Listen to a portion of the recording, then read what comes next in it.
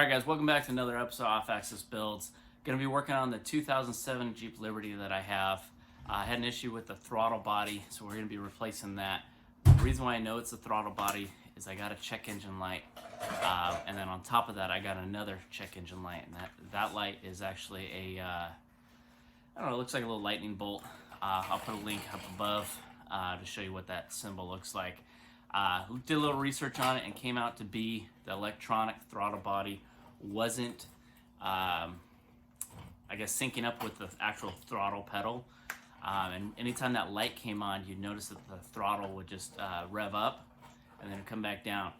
The Jeep Liberty should idle somewhere around 700-800 RPMs. This light usually comes on when it starts dropping down to about 500 RPMs. So got my son in the garage today. He's going to help me do part of this install. So let's go ahead and jump right into the project. Remember guys to like, comment, and subscribe. Hit that little bell for upcoming notifications. Let's get going, guys. Alright guys, I will also have a link down below for this part. It's an Amazon part. If you click on it, purchase it, it gives me a couple cents. Not a big deal, but you know, it helps me out a little bit. So check that out. So let's get going, guys.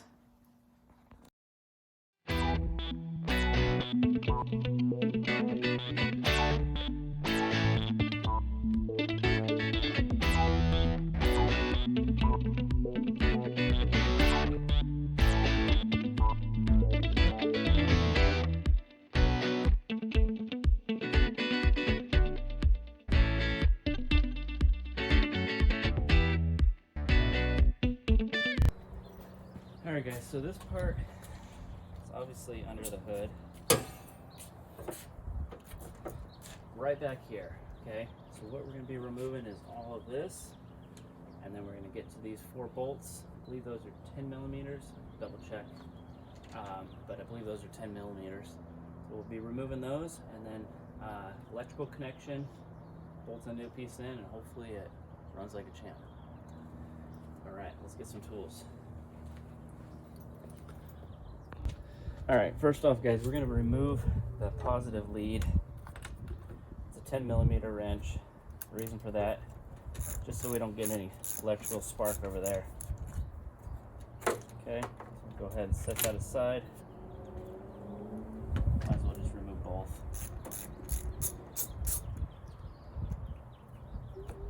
Okay.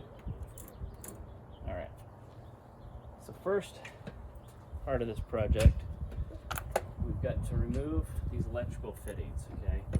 So what we're going to do here, pay attention, buddy? Yeah. We're going to take this little red clip right here and push off to the side, okay?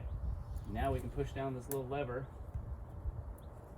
and pull that off, okay? We're going to reinstall that when we put this back on, okay? Secondly, we have another plug that's down below here. But we're going to remove this so we can get to it, okay? Okay. So what we'll need to do is remove this right here. Okay. Just loosen it up enough to where it can move. It's a little tight, look at that. This engine is huge. Okay, so that's a little stuck. So what we'll do, Daniel, can you, let's see here. You know what the easiest thing to do? Can you flip those 2 levers? Yeah. Nice. Okay. Open it up. Open it up. Nope. Lift up on this and then pull back on that. So pull back on that. Nope. Gotta kind of. There you go. Now this thing should just come up. I don't think there's another clip in the back. I haven't done it in a while. Yeah. So it comes up like this, and then you just pull forward. Okay. So now this whole unit will come off as one. Okay. Okay. So we'll just go ahead and give this a little twist.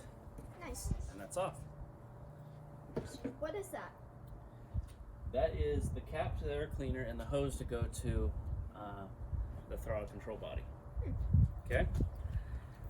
So next we will be removing this switch here, okay? Okay. Now, oh, that is brittle. Can we remove this?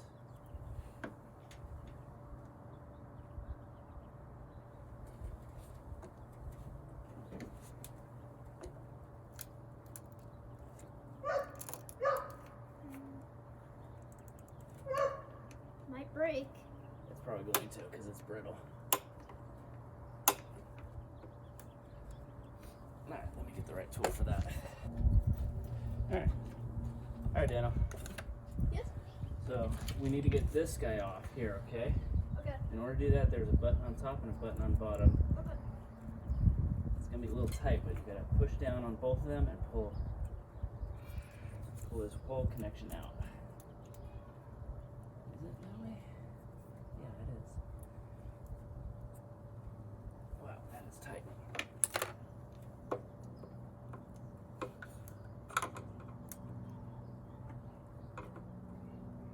Oh, Dad, this broke right here. Alright, so you gotta depress these two tabs and then it should just come right off. It's a little difficult because those tabs lock onto two little pins. So you kind of have to press down, pry it on top, press up, and then pry on the bottom. Okay, so now we have that removed. We're gonna be removing these 4 10mm bolts and putting the new one in.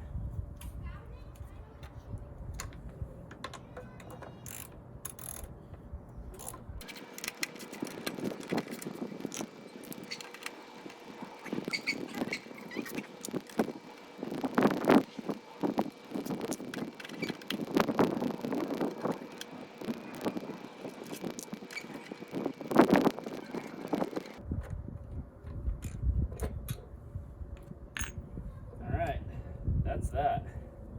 Let's get the new one installed now. Alright guys, so when you're installing this new one, you gotta make sure you line these two divots up with these 2 pins right here. What that does is it makes it so you can't mount it sideways or upside down. It's gotta be just right, okay? The other thing is check your gasket. Mine looks good. I'm gonna go ahead and leave it. It's still solid, it's still protruding past this lip. If it was flat or ripped, I would say replace it. I'm just going to go ahead and stick it on like that.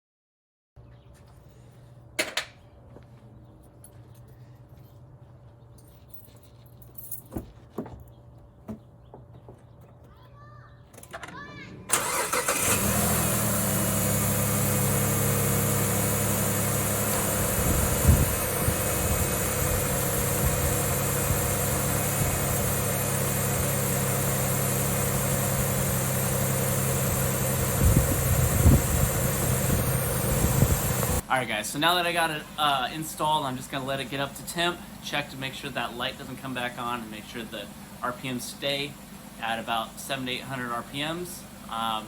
If it does, we're good. The only way I can check this is when it gets up to full temp, okay?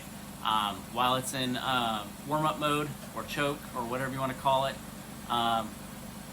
you're not going to see this because there's more fuel going in to try to warm up the engine and keep it running.